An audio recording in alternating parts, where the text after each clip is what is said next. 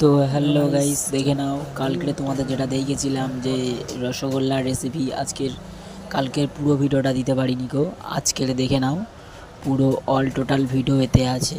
আর রসগোল্লাটা কেমন করে তৈরি করেছে, কি বৃত্তান্ত, তোমরা ভিডিওটা স্কিপ না করে পুরোটা দেখতে থাকো, ভিডিওর মেন উদ্দেশ্যটা বুঝতে পারবে।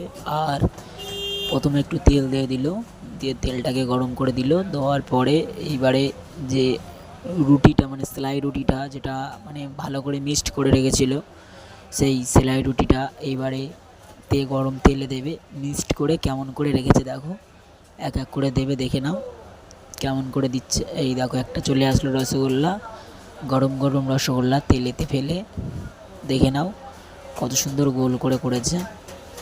আর যারা রসগোল্লা বানাতে পারছো না, কি অসুবিধা হচ্ছে কোনো বানাতে, অবশ্যই আমাকে বলবে যে দাদা কেমন করে তৈরি করেছিল রসগোল্লা, কি বৃত্তান্ত।